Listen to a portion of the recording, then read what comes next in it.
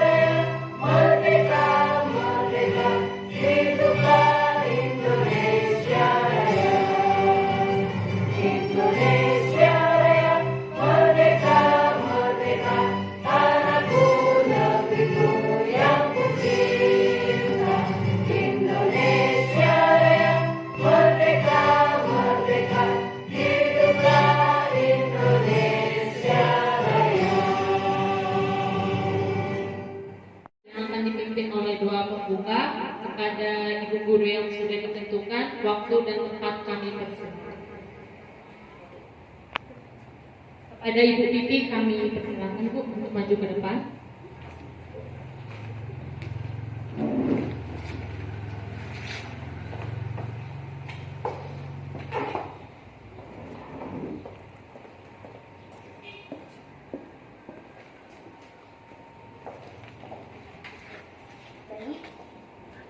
Baik, agar acara kita hari ini bawa keberkahan, marilah sama-sama kita berdoa terdahulu.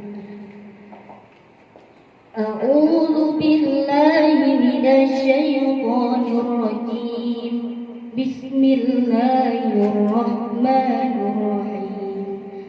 Alhamdulillahi rabbil alamin. Wassalatu wassalamu ala asyrafil anbiya'i wal mursalin wa ala alihi wa ashabihi ajma'in. Ya Allah, ya Tuhan kami, Tuhan yang Maha Penyayang, hanya rahmat dan kasih sayang mula sehingga segala aktivitas kami dalam acara ini berjalan dengan lancar. Untuk itu, tetapkanlah rahmat dan kasih sayang-Mu dan jadikanlah pertemuan ini sebagai pertemuan yang Engkau ridhoi. Ya Allah, ya Tuhan kami, mudahkanlah segala urusan kami, karena tidak ada yang mudah kecuali Engkau jadikan mudah.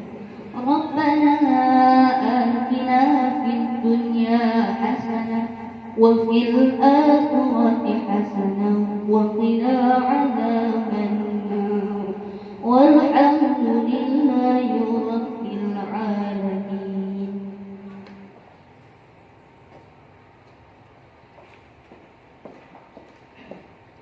Baiklah, terima kasih. Selanjutnya mari kita dengarkan kata sambutan dari Ibu Kepala Sekolah. Waktu dan tempat kami persilakan.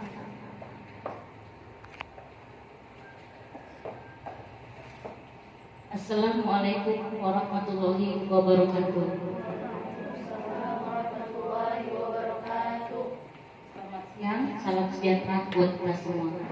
Pertama sekali, mari kita panjatkan puji syukur kita kehadirat Allah Subhanahu wa Ta'ala, di mana kita dapat berkumpul dalam acara pelaksanaan diseminasi aksi nyata modul 1.4 budaya positif yang diselenggarakan oleh Ibu TR Prima Opusunggu selaku CGT Angkatan 10 Kabupaten Simalungun, di mana diseminasi aksi nyata budaya positif ini adalah salah satu tugas beliau dalam program pendidikan guru penggerak. Kiranya acara ini dapat berjalan lancar dan kiranya segala yang disampaikan tentang budaya positif ini dapat menjadi ilmu maupun wawasan yang dapat kita terapkan di sekolah kita masing-masing. Melalui budaya positif ini dapat mewujudkan sekolah kita menjadi sekolah yang nyaman, aman, dan bahagia. Saya mendoakan supaya Ibu Rita sukses dalam melaksanakan program DGP-nya hingga selesai nanti. Dan bagi yang sudah dipanggil berikutnya tetap semangat, dan bagi yang belum segera menyusul untuk mengikuti program pendidikan guru penggerak. Jadi akhir kata saya ucapkan terima kasih dan salam sehat dan bahagia bagi kita semua. Baiklah, terima kasih atas kata sambutan yang diberikan oleh Ibu Kepala Sekolah. Selanjutnya mari kita dengarkan pemaparan dan bawakan oleh Ibu Rita Erlina Opusunggu mengenai penerapan budaya positif. Waktu dan tempat kami persilakan. Bu moderator yang memberikan waktu kepada saya. Selamat siang buat ibu-ibu semuanya. Siang, Bu. Jangan tekan tadi, Bu. Jadi saya mengucapkan banyak terima kasih buat para ibu-ibu yang sudah sudi meringankan langkah dan memenuhi undangan saya pada hari ini.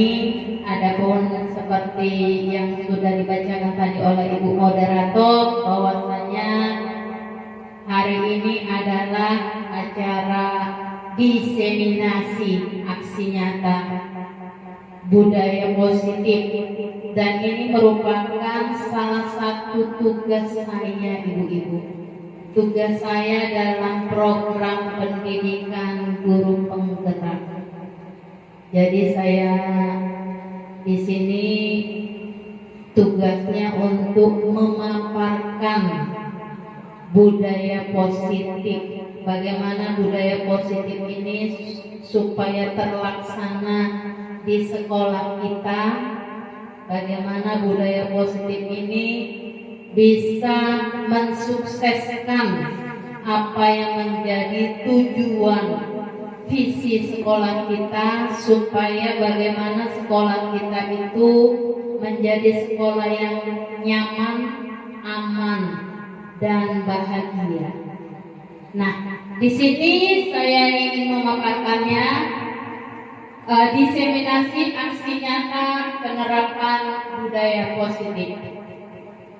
Jadi di sini, Bu, sebelum kita memulai, saya ada pertanyaan sedikit di sini.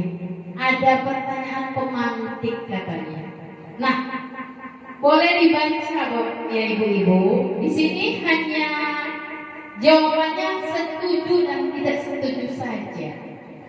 Yang pertama itu bahwasanya di sini bahwa hukuman itu katanya bisa mendisiplinkan anak, bisa mendisiplinkan siswa. Bagaimana ya menurut ibu-ibu? Coba. Kalau menurut ibu-ibu itu hukuman itu bisa nggak mendisiplinkan? Hukuman itu mendisiplinkan anak-anak. Tunggu dihukum dulu supaya anak-anak itu disiplin. Kira-kira pernyataan itu ibu-ibu setuju atau tidak ya? Ada yang setuju, ada yang tidak ya kan? Kira-kira siapa yang setuju Bu? Ayo tunjuk tangan Ibu. Ayo, gak apa-apa. Nah, di sini gunanya saya memaparkan budaya positif itu supaya kita paham. Ya ibu-ibu, ayo siapa yang setuju kira-kira? Gak apa-apa ibu-ibu, tunjuk tangan saja.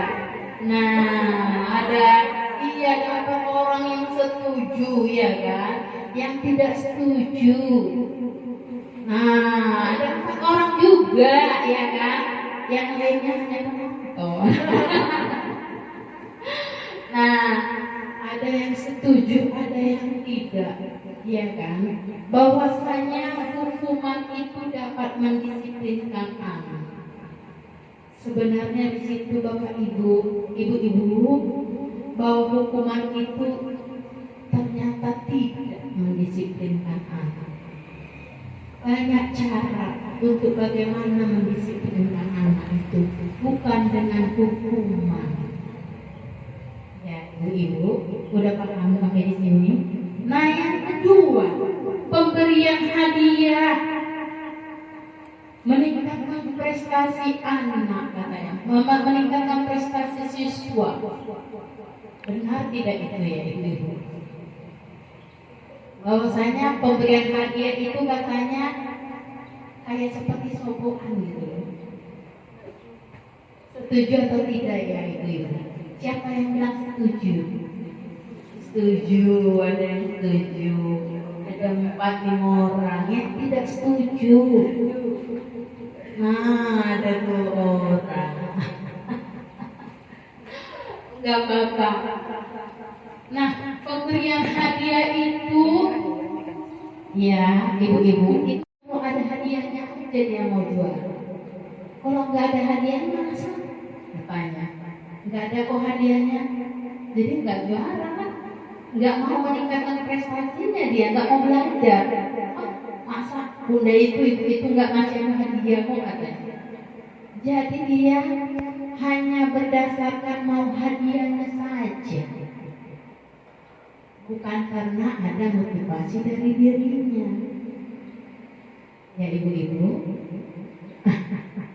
supaya kita paham kenapa jangan biasakan anak-anak itu dengan sokongan, tapi dibiasakan anak-anak itu dari dalam dirinya, motivasi dari dalam hatinya.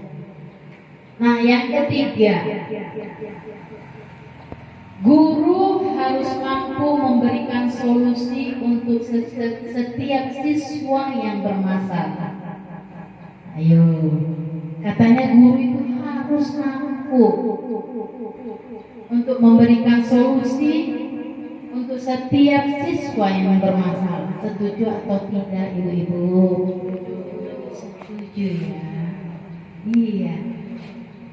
Karena kita guru harus bisa memberikan solusi kepada apapun menjadi permasalahan di dalam kelas kita, di dalam sekolah kita.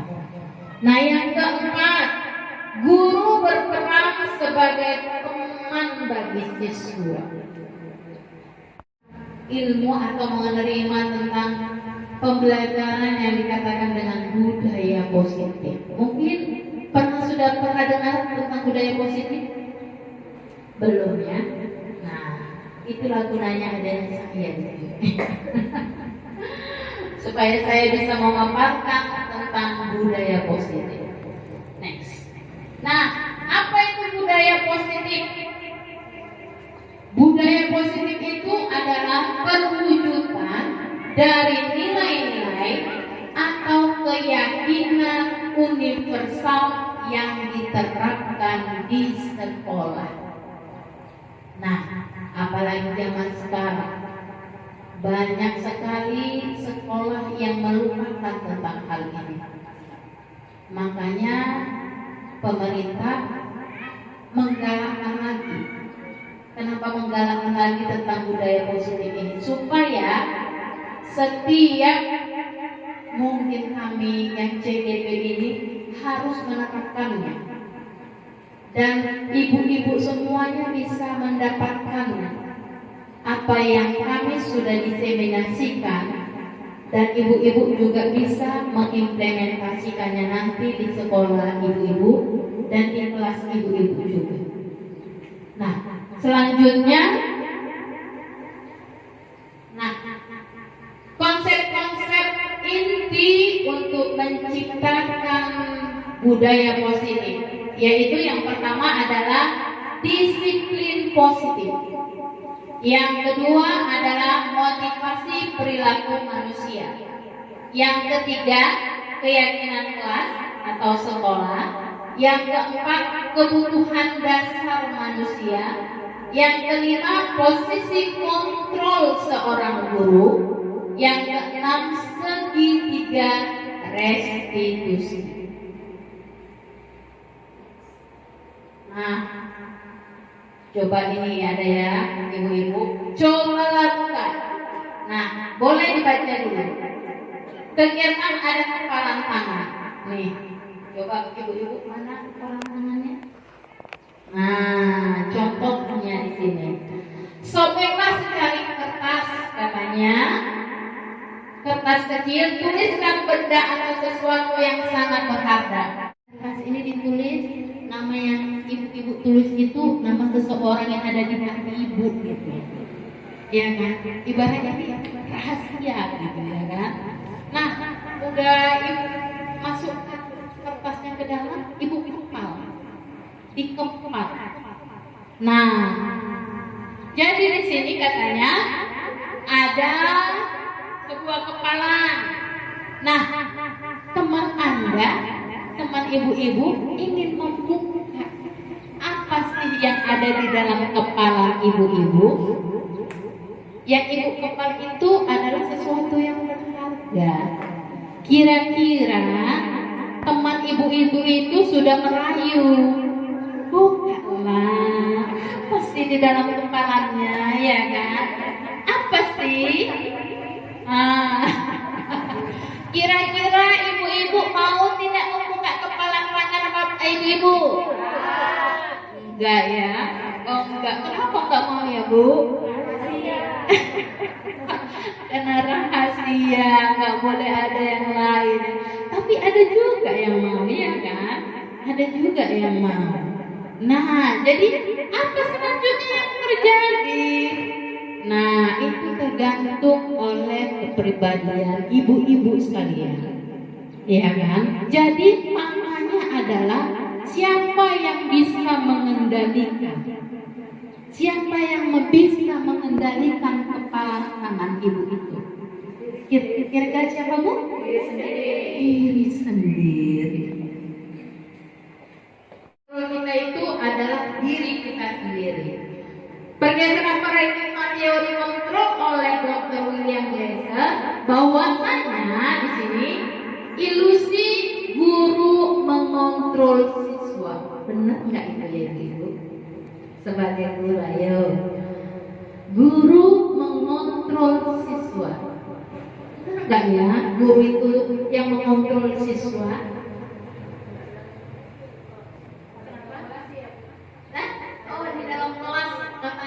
Yang mengontrol siswa, iya kan?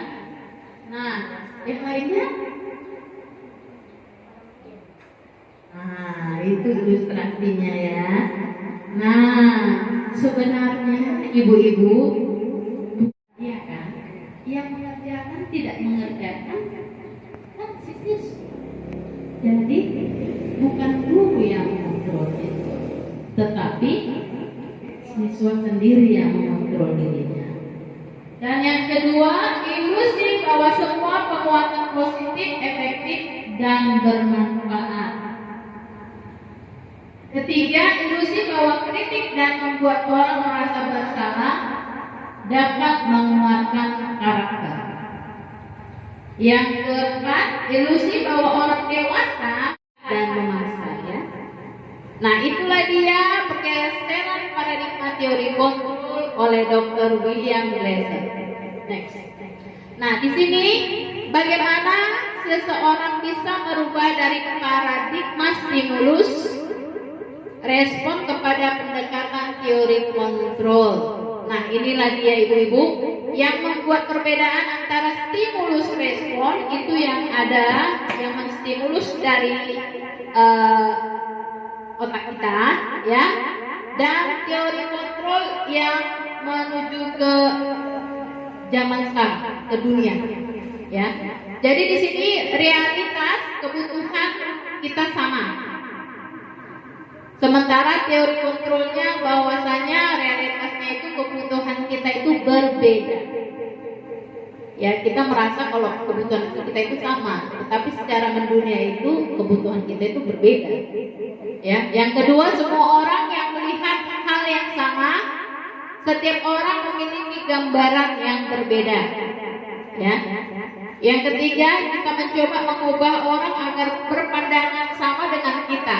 Kita mengharapkan mencoba orang itu biar sama dengan kita. Padahal kita berusaha memahami pandangan orang lain tentang dunia. Yang keempat, perilaku buruk dilihat sebagai suatu kesalahan. Nah, selanjutnya saya bisa mengontrol orang lain. Itu menurut perasaan kita, ya kan? Menurut stimulus respon kita. Tetapi menurut teori kontrolnya, Anda tidak bisa mengontrol orang lain. Yang selanjutnya, pemaksaan ada pada saat rujukan gagal. Teori kontrolnya kolaborasi dan konsensus menciptakan pilihan-pilihan baru. Model berpikir menang kalah, model berpikir menang-menang. Ini maksudnya apa ya ibu-ibu? Katanya model berpikir itu kan, model berpikir kita itu biasanya harus karena kalah, ya kan? Harus menang, gitu ya kan? Tetapi kalau menurut teori kontrol, pola pikir itu harus menang-menang, ya. Tidak boleh ibaratnya ya nggak ada yang kalah, nggak ada yang menang, harus sama. Itu dia maksudnya. Nah, lanjut. Jadi kita simpulkan di sini ibu-ibu bahwasanya disiplin positif itu adalah salah satu cara penerapan disiplin yang bertujuan untuk menumbuhkan kesadaran serta memberdayakan anak untuk melakukan sesuatu tanpa sogokan, ancaman maupun hukuman. Nah, lanjut.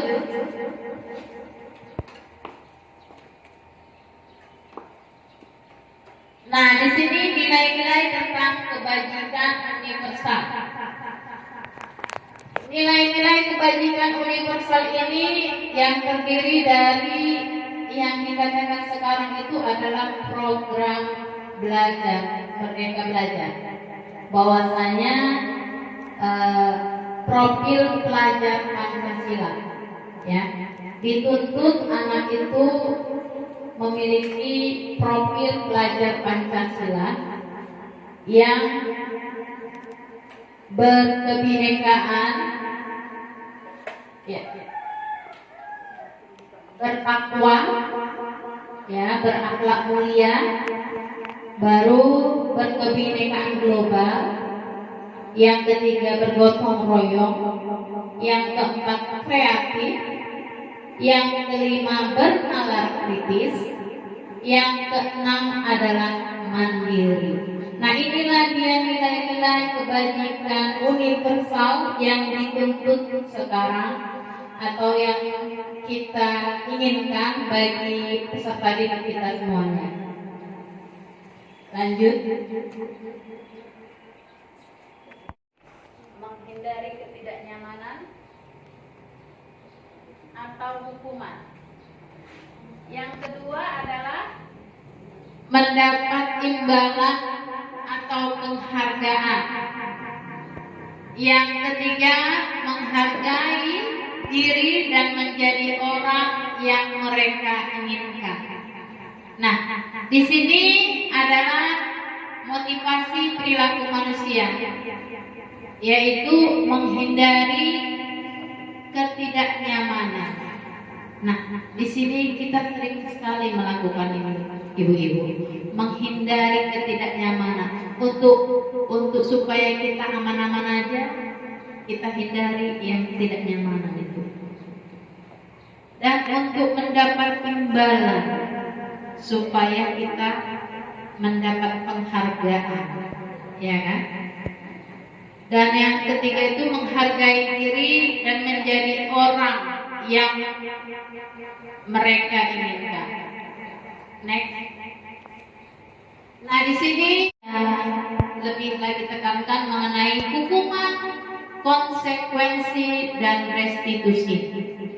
Di setiap kita di kelas, ya, setiap kelas kita, setiap kita menghadapi anak-anak, menghadapi murid kita, bahwasanya sering sekali itu kita lakukan apabila anak-anak mengadakan atau membuat masalah seperti itu, atau anak itu melakukan sesuai yang tidak kita inginkan. Nah, di sini ada dia dan ada dia yang namanya adalah restitusi. Nanti akan kita lebih bahas lebih mendalam lagi, ya Bapak Ibu, soal hukuman, konsekuensi, dan restitusi. Jadi saya hanya bisa dulu menjabarkan apa yang menjadi perbedaan antara hukuman, konsekuensi, dan juga restitusi. Next. Tentang hukuman, supaya ibu-ibu memahami apa itu hukuman. Hukuman adalah tidak berencana. Kadang-kadang kita langsung menghukum, ya kan? Secara refleks dia, kita berikan langsung hukuman. Apa ini? Langsung gitu ya kan? Senggak-senggak di mana-mana. Nah, itu dia hukuman tidak terencana, bersifat satu arah, bersifat dari kita saja. Kita nggak mau lagi tahu, nggak mau kompromi seperti itu. Baru bisa berupa hukuman fisik, ya, hukuman fisik, psikis, atau kata-kata kasar. Jadi kata-kata kasar itu ternyata juga hukuman. Apa ini? Ngapain kamu ini? Itu juga hukuman secara tidak sadar, ibu-ibu. Itulah yang biasanya kita lakukan di kelas. Apabila anak-anak mungkin, apalagi anak-anak PAUD ya kan, anak-anak PAUD yang masih suka kesana kesini, yang nggak sesuai dengan keinginan kita, langsunglah kita kayak gimana ya? Konsekuensi yaitu bersifat terencana, sudah disepakati. Bentuk-bentuk konsekuensi itu dibuat oleh pihak guru. Nah, seperti ini contoh konsekuensinya. Pada saat anak-anak mungkin ya kan, dia bunda, aku mau main itulah, pinjamlah mainannya, ya kan, pinjam bola-bolanya lah, gitu. Pada saat dia bermain bola-bolanya itu, atau mungkin dia mainkan bola-bola itu tidak tanpa permisi dari bundanya, langsung dibawanya saja seperti itu. Nah, pada saat dia sudah membuat mainannya itu, dibiarinnya, ya kan? Kan anak-anak sudah seperti itu kan? Dibiarinnya aja seperti itu berserakan mainannya itu. Nah, kita tidak boleh berikan apa hukuman, ya kan? Nah, konsekuensinya, nah misalkan, ya kan? Dapat. Jadi siapa yang mainkan mainan itu, ya kan? Nah, siapa yang mainkan mainan itu, yang menyerahkan tadi, tolong dimasukkan kembali ke tempatnya. Nah, itulah dia bentuk konsekuensi. Ya ibu-ibu. Proses menciptakan kondisi bagi murid untuk memperbaiki kesalahan mereka, sehingga mereka bisa kembali kepada kelompok mereka dengan karakter yang lebih kuat. Nah, restitusi itu adalah menciptakan kondisi untuk memperbaiki kesalahan, ya, untuk memperbaiki kesalahan sehingga mereka tidak lagi membuat kesalahan tersebut dengan karakter yang menciptakan karakter mereka yang lebih kuat lagi. Next. Nah, ini dia, ibu-ibu, ada dia contohnya di sini. Coba saya mau ibu-ibu tadi supaya lebih memahami lagi apa itu yang dikatakan hukuman, apa yang dikatakan konsekuensinya. Yang pertama, mencatat 100 kali di dalam buku kalimat, saya tidak akan terlambat lagi karena terlambat ke sekolah. Hukumankah atau konsekuensi? Gimana? Belum semua yang menjawab. Masih mikir katanya. Hukumankah atau konsekuensi? Siapa yang bilang hukuman? Iya. Siapa yang bilang konsekuensi? Nah, ada 2 orang yang bilang konsekuensi, ya kan?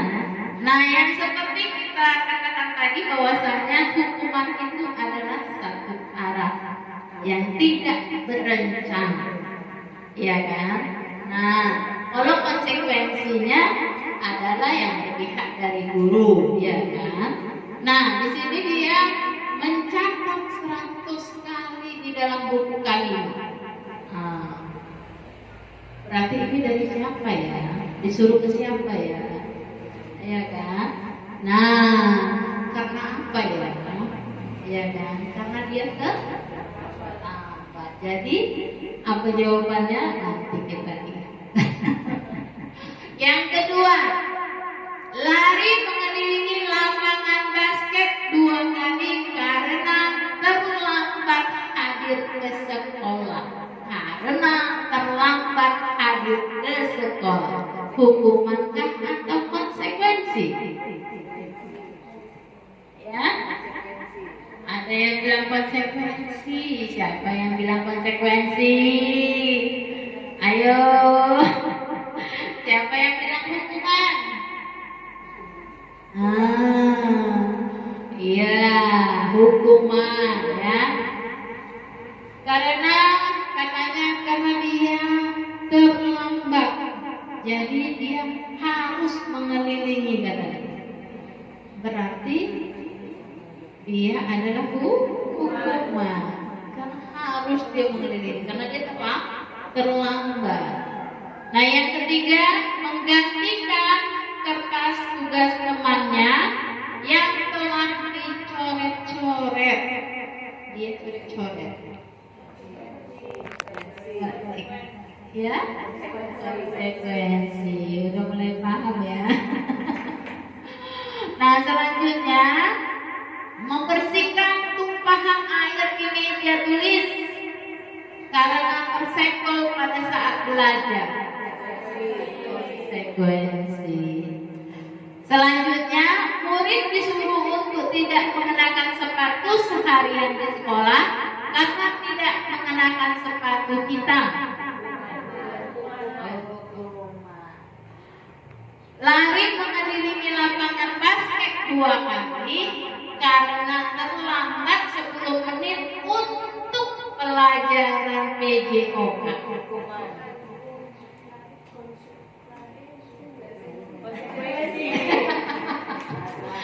Mana? Konsekuensi kenapa ya Ibu? Kok konsekuensi ya? Iya, karena melakukannya sesuai dengan pelajarannya, ya kan? Ya kan? Pada saat pelajaran PJOK. Nah, itulah dia. Next. Nah, inilah dia tadi jawabannya. Ya Ibu-ibu. Inilah tadi jawabannya dari yang kita bahas tadi, bahwasanya mencatat 100 kali itu adalah hukuman, ya. Karena dia terlambat tadi suruh dia mencatat 100 kali. Ayo catat 100 kali. Gitu. Nah yang kedua, lari mengelilingi lapangan basket itu adalah hukuman. Yang ketiga, murid diminta untuk push up 15 kali itu hukuman. Nah yang keempat, menggantikan kertas dengan yang dicoret-coret adalah tadi konsekuensi. Membersihkan tumpahan air, konsekuensi. Dan lari mengelilingi basket tadi terlambat 10 menit karena pelajaran PKK adalah konsekuensi. Sampai di sini paham ibu-ibu? Iya. Bagaimana antara hukuman dan konsekuensi? Nanti jadi kalau ditanya udah paham ya, siapa tahu nanti berikutnya giliran ibu sudah paham apa itu yang namanya hukuman dan apa itu yang namanya konsekuensi. Next. Dihukum oleh penghargaan itu adalah pengaruh jangka pendek dan jangka panjang. Nah, ini ibu-ibu sekalian, bahwasanya penghargaan itu yang seperti tadi yang kita di awal tadi, penghargaan itu memberi hadiah, reward atau apapun itu adalah sebenarnya sama dengan hukuman. Kenapa sama dengan hukuman? Karena dia itu tadi seperti yang kita bilang tadi, mereka itu kalau misalnya pengaruh jangka pendek dan jangka panjang. Kalau tadi jangka pendek itu masih bisa sedikit dimaklumi, tapi kalau dalam bentuk jangka panjang berkepanjangan, apakah kita sanggup untuk memberikan reward atau hadiah dalam jangka waktu efektif? Karena mereka hanya melihat bentuk hadiahnya saja. Dia melakukan sesuatu itu karena hadiahnya yang mau diambilnya. Ya ibu-ibu. Selanjutnya merusak hubungan penghargaan. Nah contohnya seperti ini. Kalau misalnya kita sama anak ini kan kadang-kadang kita anak kok dikasih satu hadiah satu enggak, gimana ya kan? Merusak penghargaan, merusak sosial juga terhadap anak sama anak. Iya lah, kalau yang sering dikasih hadiah, senang enggak? Seperti itu. Jadi penghargaan itu secara tidak sadar merusak hubungan. Nah, selanjutnya bahwasanya penghargaan itu juga terus mematikan kreativitas. Seperti yang kita katakan tadi, bahwasanya setiap anak yang melakukan aktivitas yang ada hadiahnya, mereka hanya tertuju pada hadiah. Nah, dibuat ini ya, nanti ibu kasih ini ya. Nah, jadi dia melakukannya bukan dari dasar dirinya, karena dia mau ambil hadiahnya. Dan berikutnya itu penghargaan menghukum motivasi. Itu tadi. Jadi motivasi di dalam dirinya itu jadi mati. Ya, tidak ada lagi motivasi dari dalam dirinya karena tujuannya udah hadiah. Tujuannya nanti apa yang dikasih ibu ini ya. Nanti sedikit. Apa bu yang ibu kasih? Nah, ini anak ya. Apa yang ibu kasih? Nah, itu dia jadi mematikan motivasi dari dalam diri. Yang dikatakan adalah instinktif. Nah, kita lanjut untuk pembelajaran selanjutnya, yaitu mengenai keyakinan kelas. Mengapa keyakinan kelas bukan peraturan kelas? Ya, mengapa disebut keyakinan kelas dan bukan peraturan kelas? Nah, ibu-ibu perlu dipahami bahwasanya setiap kita guru di dalam kelas itu kita harus memiliki atau membuat keyakinan kelas. Ya, mungkin ini merasa menurut ibu-ibu ini pernah nggak mendengarkan keyakinan kelas? Nah, jadi di sini keyakinan kelas bukan peraturan kelas. Mungkin selama ini ibu-ibu buat peraturan kelas, ya kan? Kita buat peraturannya ya kan? Tetapi sekarang itu harus kita buat keyakinan kelas. Kenapa keyakinan kelas bukan peraturan kelas? Nah, di sini ada yang ilustrasinya mengatakan, mengapa kita memiliki peraturan tentang penggunaan helm pada saat mengendarai kendaraan roda 2. Nah, ini dia. Kenapa kita memakai helm? Mungkin seperti peraturan karena Bapak polisi ya kan, ada razia gitu ya kan. Itu peraturan kayaknya itu peraturan yang pada umumnya lah ya. Peraturan pada umumnya. Padahal di balik itu sebenarnya ada yang merupakan benefit ya, keuntungan dari diri kita sendiri. Dan keyakinan dari diri kita itu, kenapa kita harus memakai helm pada saat kita berkendara? Kenapa? Iya, supaya lebih aman, ya kan? Terhindar dari matahari nggak langsung, ya kan? Nah, bukan karena yang dikatakan peraturan ada razia ya kan, ada polisi. Nah, yang kedua itu, mengapa kita memiliki peraturan tentang penggunaan masker, ya kan? Dan mencuci tangan setiap saat. Kenapa kita pakai masker? Mungkin kemarin itu pada saat corona ya kan, kita diwajibkan pakai masker, ya kan? Nah, udah berlalu corona, kita tetap masih pakai masker, ya kan? Ada yang masih pakai masker. Kenapa harus pakai masker? Kan udah ada lagi peraturan itu, ya kan? Nah, kenapa kita harus pakai masker, ibu-ibu? Nah, terhindar dari polusi, supaya kita sehat, ya kan? Tidak terkena virus, tidak terkena bakteri, ya kan? Yang ada sekarang ini dari polusi, banyak abu, supaya kita menjaga kesehatan. Nah, itulah yang menjadi keyakinan di dalam diri, ya kan? Ada keyakinan di dalam diri kita itu untuk mendapatkan keselamatan, untuk mendapatkan kesehatan. Nah, itulah dia yang dikatakan keyakinan. Nah, oleh sebab itu kita harus buat juga keyakinan ini di dalam kelas kita masing-masing. Bagaimana cara kita membuat keyakinan di dalam kelas kita masing-masing? Dibuat berdasarkan kesepakatan antara guru dan siswa yang bersifat universal. Yang kedua, peraturan biasanya dibuat oleh guru, ya kan?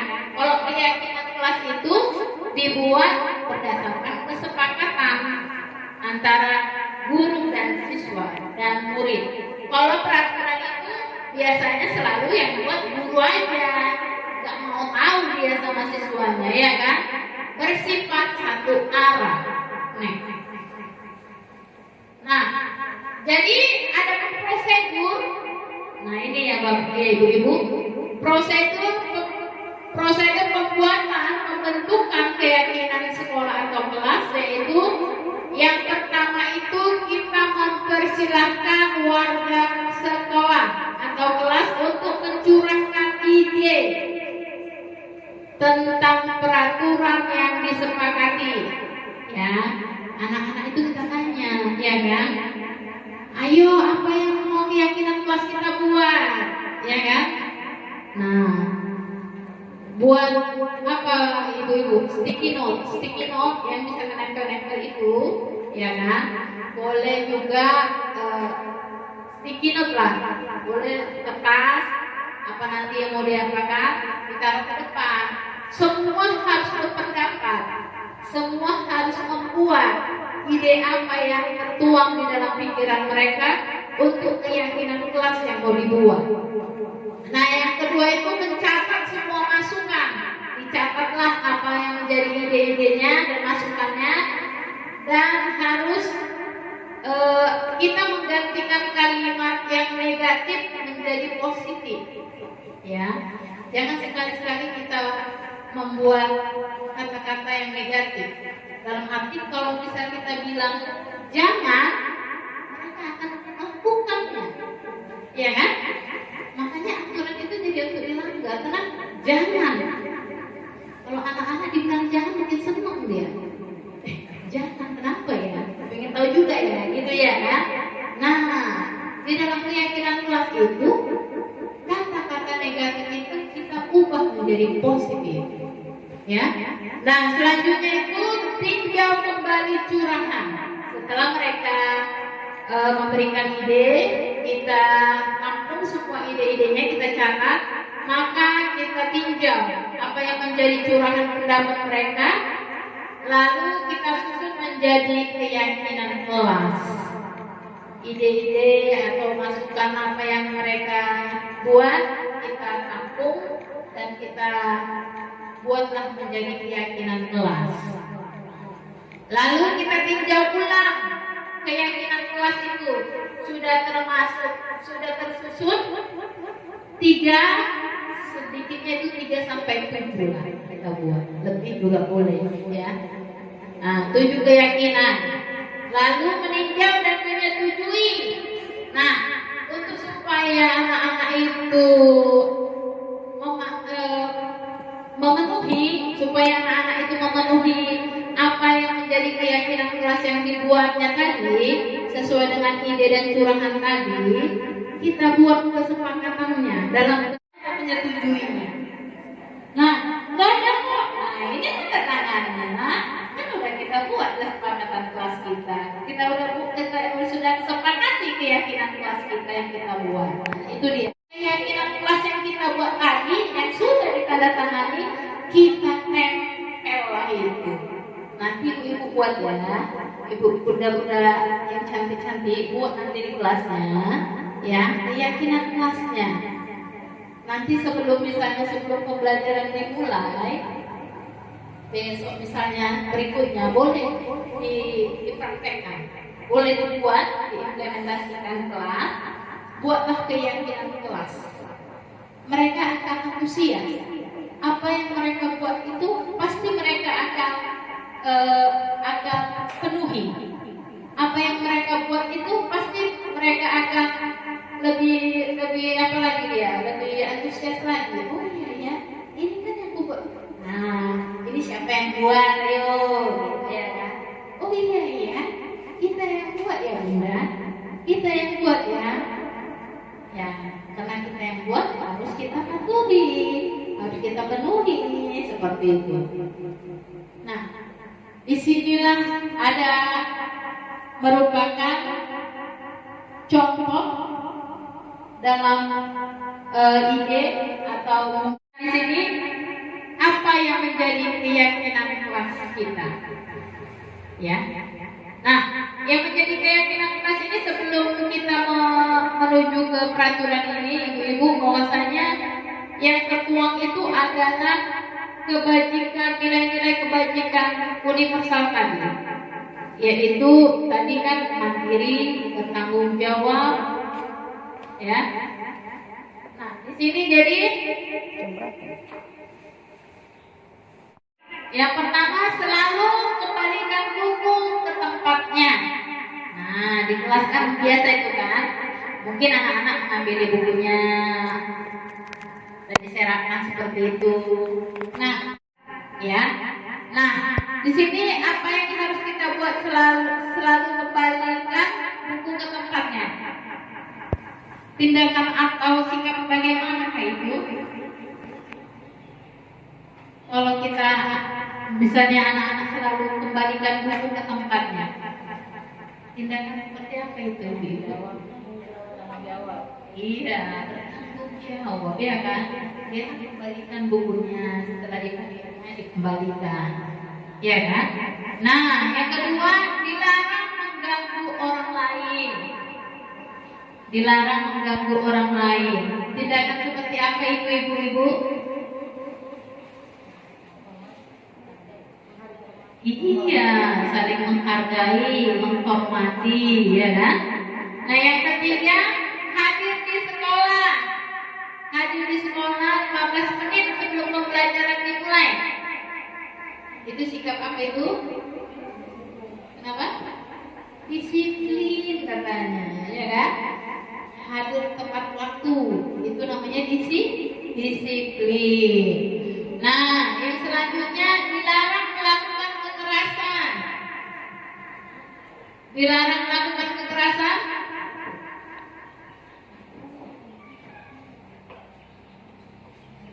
Termasuk apa itu? Dilarang melakukan kekerasan.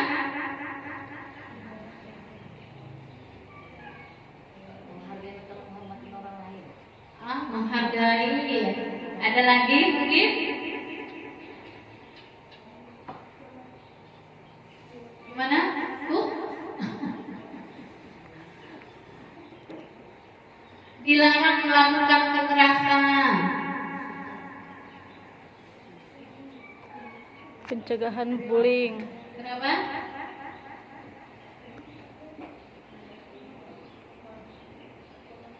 Iya, nggak apa-apa, Bu. Jawab aja. Orang gak ada yang salah, gak ada yang benar di sini, ya kan? Hah? Kenapa? Mematuhi kata mereka. Dilarang melakukan kekerasan, itu kan kalimat negatif, ya kan? Dilarang melakukan kekerasan. Jadi positifnya apa ya? Keyakinan kelasnya itu apa kita buat jadinya yang cocok ya? Kenapa, Bu? Kok malu-malu? Keselamatan, jaga keselamatan orang lain. Jaga keselamatan orang lain. Saling Iya, saling menghargai. Iya kan, Bu? Nah, kalau dilarang menggunakan narkoba, tadi itu kan, Bu? Iya. Dan selanjutnya bergantian atau menunggu giliran. Iya. Kalau antri itu termasuk apa itu, Bu? Menjaga apa itu, Bu?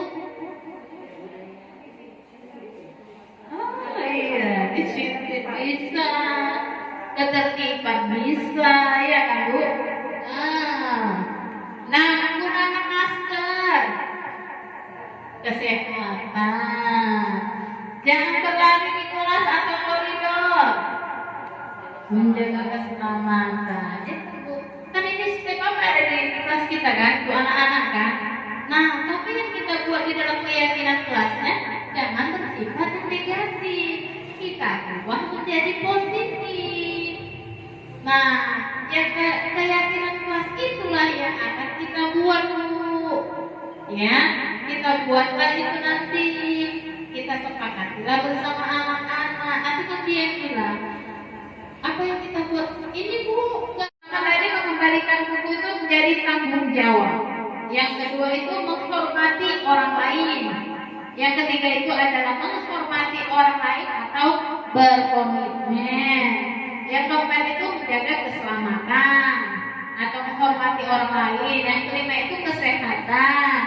Yang keenam itu menghormati atau bersabar untuk antri tadi, ya kan?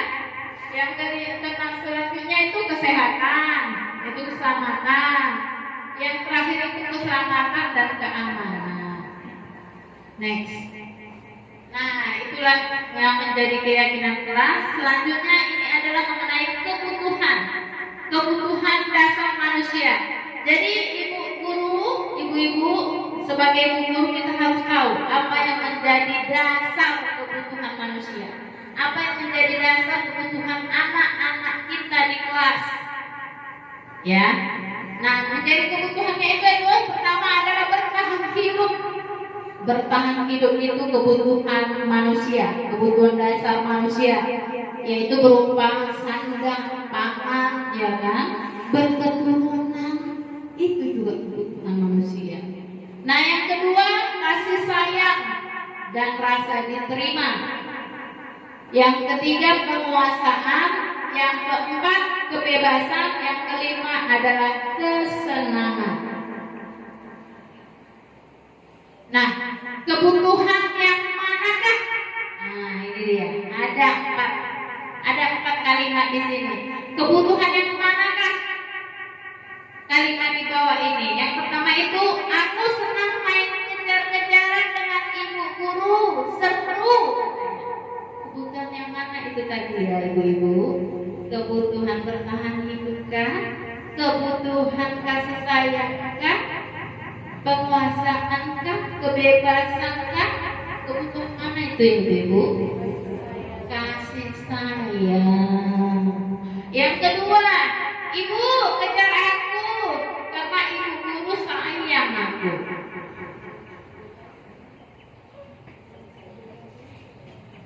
Kebutuhan yang mana itu? Kebutuhan mana?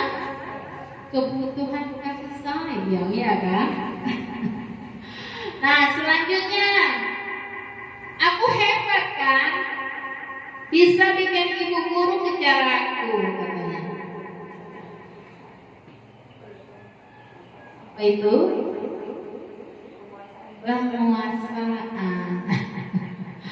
Nah, yang selanjutnya, aku bosan belajar mewarnai terus di dalam kelas. Hah? Iya, anak udah ngapun, bosan udah lama aja loh. Bebas, ya kan? Dan kita harus memahami apa yang menjadi kebutuhan anak itu. Karena belajar bukan harus di dalam, ya kan? Bukan belajar bukan harus memegang pensil, iya kan? Banyak cara kita untuk mengajari, ya kan? Banyak cara anak itu untuk belajar.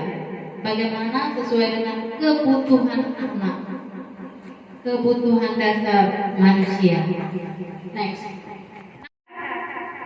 Di sini dunia berkualitas itu adalah dunia di mana kita merasa memiliki kenangan yang tidak terlupakan, yaitu yang contoh yang pertama di sini, siapakah orang-orang yang paling penting di dalam hidup Anda? Siapa yang kira-kira yang paling penting di dalam hidup Anda? Hah? Ya orang tua, ya kan, ibu-ibu. Nah, yang kedua, nilai kebajikan apa yang terpenting di dalam hidup Anda? Nilai-nilai kebajikan. Tadi sudah kita bilang nilai-nilai kebajikan, ya kan? Ada kemandirian, ada kreativitas, ada tanggung jawab, ya kan? Nah, yang selanjutnya, kalau Anda menjadi orang yang ideal, karakter atau sifat apa yang Anda paling inginkan dalam diri Anda? Kalau Anda menjadi orang ideal, karakter dan sifat apa yang paling Anda inginkan? Sifat apa ya? Yang paling Anda inginkan? Sifat apa? Ibu Mia, Syekh Mia. Sifat apa Ibu Tania? Yang paling Anda inginkan?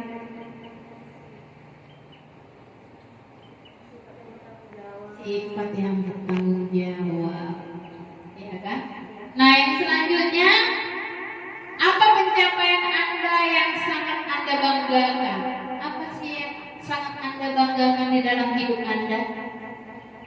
Yang di dalam hidup ibu-ibu sekalian, apa yang kita banggakan di dalam hidup kita? Coba, Ibu dulu lah. Apa kira-kira Ibu? Yang Anda banggakan dalam hidup Anda, yang Ibu banggakan lah. Ini pegang. Yang Ibu banggakan di dalam hidup Ibu, masa nggak ada suami atau ya kan? Siapa yang Anda banggakan di dalam hidup Anda, Ibu? Keluarga. Keluarga. Ya. Iya. Coba ibunya dulu, apa yang Ibu banggakan di dalam hidup Ibu? Keluarga, teman-teman, masyarakat sekitarnya. Oke. Kalau Ibu Eka, apa yang Ibu banggakan di dalam hidup Ibu? Ini saya banggakan adalah anak saya. Ya. Bisa punya prestasi di sekolah, bisa sehat, outfit gitu. Kalau Ibu Nurul, apa yang Ibu banggakan? Keluarga ya. Coba kalau Ibu apa? Aulia. Loh, ayo, apa yang dibanggakan di dalam ini? Mungkin pacarnya mungkin ya.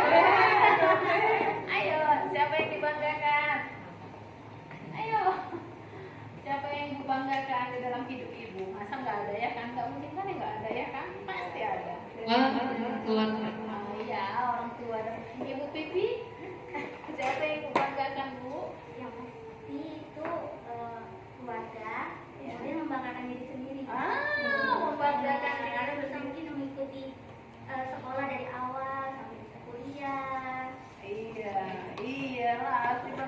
diri sendiri ya kan. Kalau ibu apa Asmi? Hampir sama Bu. Ya, hampir sama sama mungkin yang paling utama itu keluarga, terus kita yang sekitar dekat, sama diri sendiri apa yang sudah dicapai. Nah, pembelajaran berikutnya adalah 5 posisi kontrol guru. Nah, ibu-ibu, ini sekarang adalah supaya kita memahami kita sebagai guru, apa yang menjadi posisi kontrol kita sebagai guru. Kita harus pahami. Ya, kita harus pahami 5 posisi kontrol. Ada 5 posisi kontrol sebagai guru.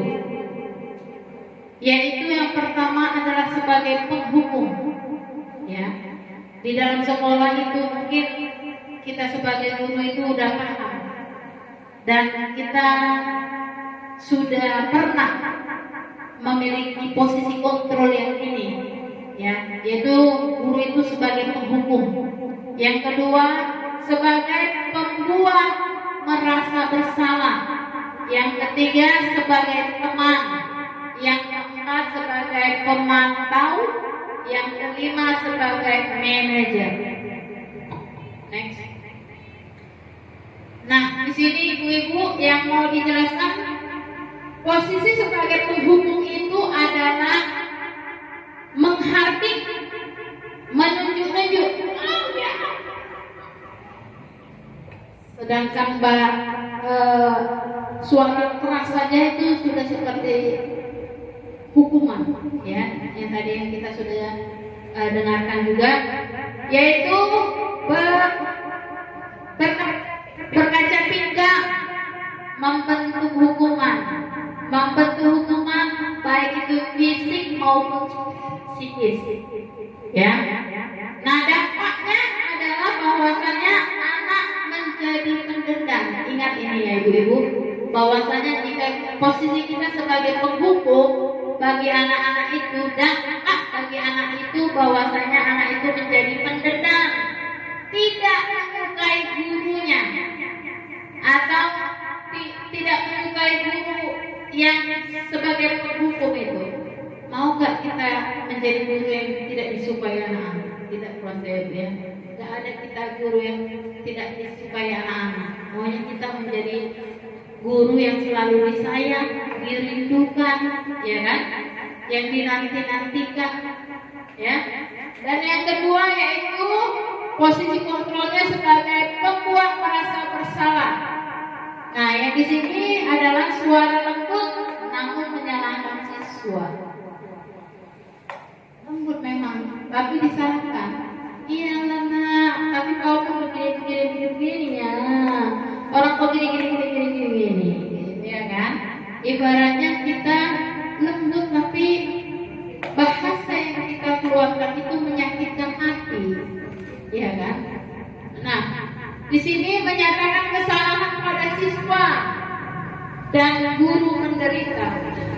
Gara-gara kau lah ibu sakit, gara-gara kau buatlah ibu jadi nggak sayang kalau begitu, ya kan? Gara-gara kau buatlah ibu jadi seperti ini, gitu.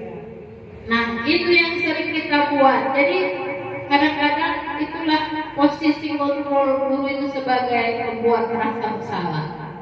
Dan yang ketiga itu sebagai teman, ya. Sebagai teman itu guru bersikap ramah, cenderung bersenda gurau untuk menghangatkan suasana, ya. Nah, dampaknya yaitu murid bergantung pada satu orang saja. Kalau kita buat anak-anak itu kadang-kadang kita sebagai temannya kok dia kayaknya sama kita aja, ya kan? Nah, itu ternyata dampaknya murid itu hanya bergantung pada satu orang, membuat siswa jadi tidak mandiri. Bu, nggak bisa loh bu, buat ini, ya kan? Jadi posisi kontrol itu seperti itu kok sebagai teman. Ternyata sebagai teman itu seperti itu. Jadi anak-anak itu tidak mandiri. Anak-anak itu juga jadi bergantung pada hanya satu orang, ya. Itulah dia. Yang berikutnya sebagai pemantau. Sebagai pemantau itu adalah nada bicara dan ekspresi datar identitas berhasil, pemantau tetap memantau saat siswa diberi sanksi. Nah, di sini sebagai pemantau itu adalah kita mengolah data. Ibaratnya kita hanya memecahkan masalah. Yang dampaknya adalah murid mandiri, percaya diri, dan dapat memecahkan masalahnya sendiri.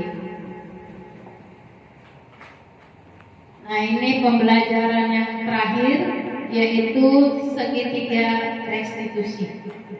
Nah, ibu-ibu, di dalam segitiga restitusi ini adalah tentang pemecahan permasalahan yang dilakukan oleh anak, tetapi kita tidak memberikan dalam bentuk feedbacknya sebagai hukuman. Apabila anak-anak melakukan kesalahan, kita harus memberikan atau kita harus menerapkan dengan cara tahapan segitiga restitusi. Jika anak membuat kesalahan, contohnya tadi seperti keyakinan kelas yang sudah kita buat, tetapi mereka melanggarnya atau mereka membuat tidak memenuhi atau tidak mematuhi keyakinan kelas yang kita sepakati, maka kita harus membuat atau mengatasi permasalahan tersebut dengan tahapan segitiga restitusi. Nah, segitiga restitusi ini adalah memiliki 3 tahapan, yaitu yang pertama validasi. Yang pertama itu adalah menstabilkan identitas. Yang kedua yaitu memvalidasi kebutuhan. Yang ketiga yaitu menanyakan keyakinan. Nah, dalam tahapan ini adalah bahwasanya setiap permasalahan yang dibuat oleh murid, oleh anak, yang pertama tahapan yang kita lakukan adalah menstabilitas identitas. Artinya kita harus tahu apa duduk permasalahannya. Jangan langsung menghukum. Ya, ibu-ibu, kita harus tanya dulu apa yang menjadi permasalahan anak tersebut. Next. Menstabilkan identitas. Inilah tahapan-tahapan segitiga restitusi. Yang pertama itu adalah menstabilkan identitas. Untuk membuat anak yang merasa gagal karena membuat berbuat salah menjadi positif terhadap dirinya. Makanya kita harus menanyakan dulu apa duduk permasalahannya, supaya anak tidak semakin terpojok, tetapi anak bisa merasakan nyaman, ya. Anak bisa juga mengetahui apa yang menjadi permasalahannya, dan anak juga bisa mendapatkan perlindungan dari gurunya. Ya, nah di sini contohnya di sini guru berkata, berbuat salah itu hal yang manusiawi. Misalnya anaknya berbuat salah, ya kan? Itu semalam saya buat dalam videonya dalam murid saya kelas 2 kemarin, bahwasanya dia melakukan melanggar keyakinan kelas yang kami buat, yaitu dengan cara makan pada saat jam belajar. Dia makan pada saat jam belajar, sembunyi-sembunyi dia pada saat jam belajar. Tetapi bukan langsung di situ saya langsung menegur, bukan. Pada saat istirahat saya panggil dulu dia. Lalu saya tanyain, tahu nggak kenapa itu panggil Ibu Bin? Dia jawab, tahu tuh. Kenapa nakku? Karena aku tadi makan di kelas. Lalu saya bilang sama dia, seperti inilah. Makan itu nggak salah sayang ibunya. Sebenarnya makan itu nggak salah, karena kita juga butuh makan ya kan. Apalagi dia dalam keadaan lapar. Kenapa makan di kelas lapar bu? Tadi nggak sempat sarapan. Nah kita tanya dulu duduk permasalahannya, dan kita jelaskan bahwasanya makan itu tidak salah. Makan itu kebutuhan kita juga. Tetapi ya kan, kita harus tahu makannya di mana. Pada saat kapan kita makan, ya kan? Nah, itulah dia menanyakan identitas. Berbuat salah itu hal manusiawi, tidak ada manusia yang sempurna. Nah, itu dia. Membuat anak itu merasa nyaman. Ya kan? Kita kasih alasannya. Bapak, siapa yang salah? Gak usah bu. Gak usah kita ini kan, ya kan? Nah, yang kita lebih tertarik itu untuk menyelesaikan masalahnya. Kalau kamu menyalahkan dirimu sendiri terus menerus, apakah kamu bersikap baik pada dirimu sendiri? Nah, itu dia. Jangan kita menanyakan atau mengintimidasi, ya. Makanya kita tanya dulu permasalahannya. Kita bilang dulu bahwasanya alasannya itu apa, supaya kita mendapatkan apa yang menjadi solusinya. Yang kedua yaitu validasi kebutuhan, yaitu membantu murid mengenali kebutuhan dasar yang ingin dipenuhinya ketika melakukan kesalahan. Pada dasarnya setiap tindakan manusia tujuannya adalah memenuhi kebutuhan dasar, apakah itu penguasaan, kebebasan, kasih sayang dan rasa diterima, kesenangan dan bertahan hidup. Nah, guru berkata, kamu bisa saja melakukan hal yang lebih buruk, tapi kamu tidak melakukannya kan? Ya kan? Kamu pasti murid saya itu. Kenapa? Kenapa kamu lapar? Tidak makan dari rumah, Bu.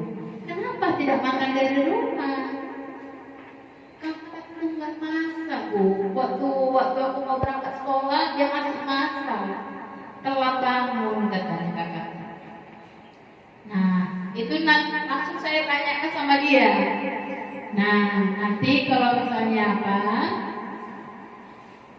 bilang sama kakaknya, kamu tahu nggak? Saya bilang sama murid saya, kalau perbuatan kamu itu tindakan yang salah. Nah, dia jawabnya, tahu. Kamu apa kamu akan mengulanginya lagi? Enggak, Bu.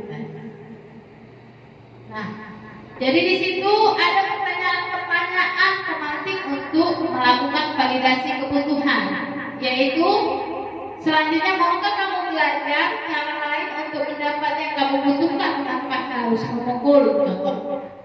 Apakah kamu bisa melakukan dengan lebih baik besok lagi? Seperti itu. Itulah kata pertanyaan yang harus kita. Keyakinan.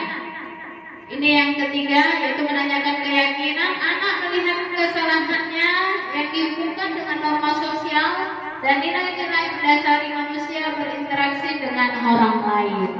Maka di sini kita tanyakan kepada anak tersebut bahwasanya menanyakan apakah yang dibuat itu adalah melanggar keyakinan kelas, dan keyakinan kelas apa yang dilanggarnya.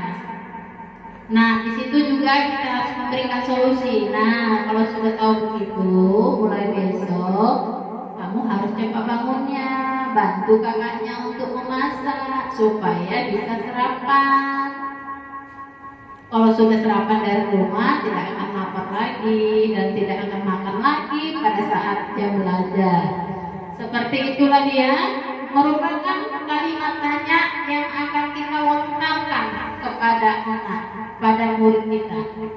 Jadi itulah yang menjadi tahapan segitiga restitusi yaitu yang pertama adalah menstabilkan identitas, yang kedua memvalidasi kebutuhan, yang ketiga adalah menanyakan keyakinan.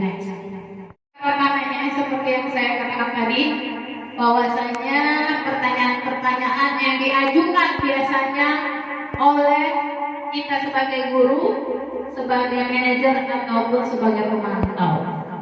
Ya Bapak Ibu, nanti ini boleh saya bagikan kepada Bapak Ibu supaya pada ibu-ibu supaya lebih lagi memperjelas apa ini mengenai budaya positif. Ya Ibu. Nah, yang terakhirnya adalah untuk pembuatan refleksi. Nah, ini saya nanti akan membagikan kertas ini Ibu. Ini modul 1.4 ini sebagai budaya positif yang tadi yang sudah saya paparkan kepada ibu-ibu. Nanti tolong dibuat namanya dan dijawab karena ini nanti pemaparan penerapan budaya positif.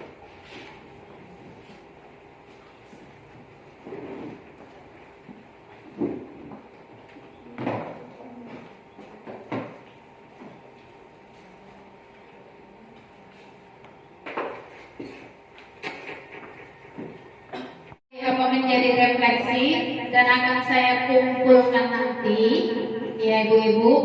Nanti bolehlah difotokan, nanti boleh supaya tidak jenuh sekali. Saya mau kita buatkan ice breaking dulu. Nanti boleh juga ya ibu-ibu di apa namanya diisi. Nanti saya kumpul. Mengakhirinya supaya jangan jenuh dan tidak ngantuk lagi. Mari kita buat ice breaking kita dulu untuk mengakhiri modul kita dengan senam dulu biar agak bergerak dulu badan itu, ya, biar motoriknya juga motorik halusnya itu ngantuknya juga hilang. Silakan berdiri ibu-ibu, kita buat senam, tangan diputar-putar.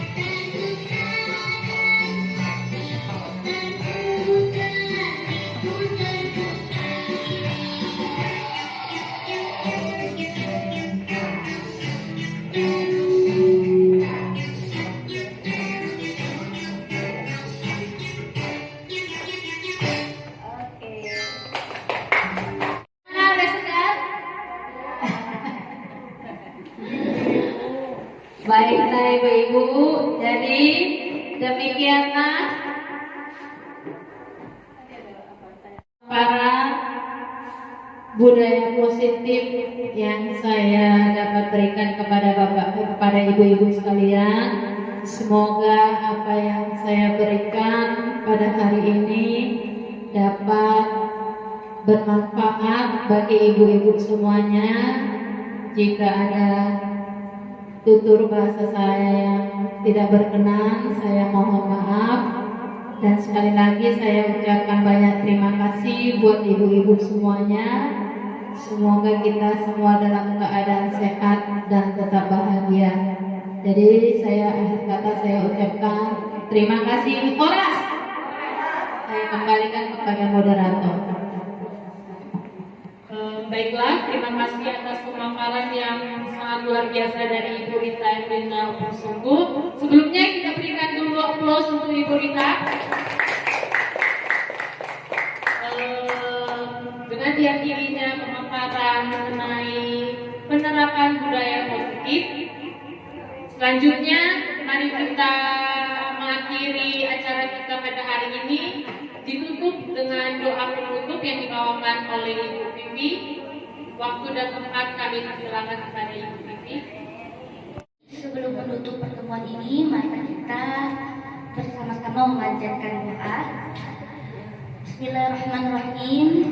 Ya Allah, ya Tuhan kami, pada hari ini kami hadir tempat ini untuk menutup kegiatan pada hari ini.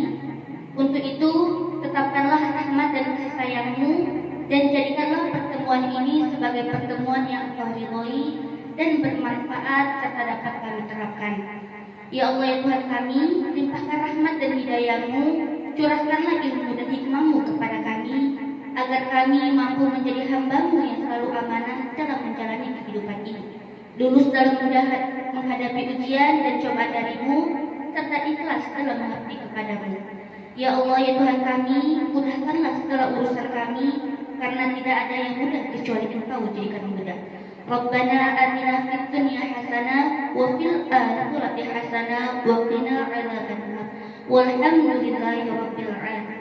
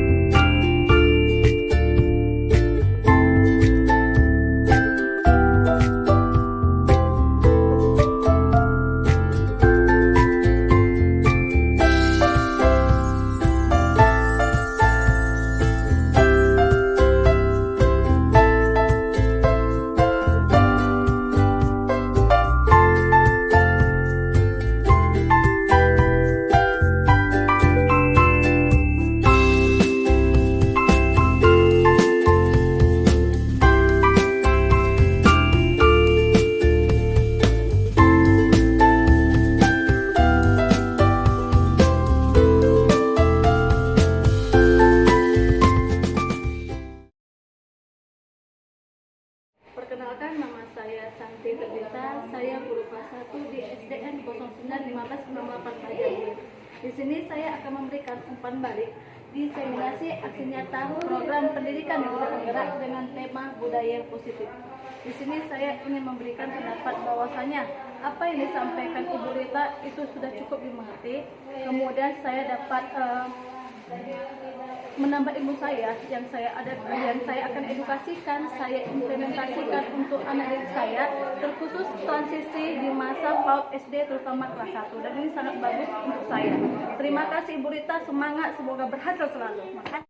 Nama saya Diana Sumarmata, saya guru di SDN 091568 Bajambi. Di sini saya ingin memberikan umpan balik, yaitu di mana dari hasil pemaparan diseminasi aksi nyata program pendidikan guru penggerak yang dibawakan oleh Ibu Rita, yaitu dengan tema budaya positif, sangat memberikan banyak pengetahuan baru kepada saya dan yang akan saya lakukan atau saya implementasikan di kelas saya saat mengajar. Dan untuk Ibu Rita, semangat terus dan tetap berkarya. Semangat. Perkenalkan, nama saya Eka Tausia dari unit kerja saya Paul Happy Kids Bajambi. Di sini saya akan memberikan umpan balik terkait dengan diseminasi aksi nyata program pendidikan guru penggerak dengan tema budaya positif yang telah disampaikan oleh Ibu Rita Eklina Kusunggu. Berdasarkan pemaparan yang diberikan oleh Ibu Rita, saya mendapatkan ilmu baru mengenai penerapan budaya positif yang nantinya akan saya implementasikan di sekolah saya. Demikian umpan balik saya bisa berikan kepada Ibu Rita. Terus semangat.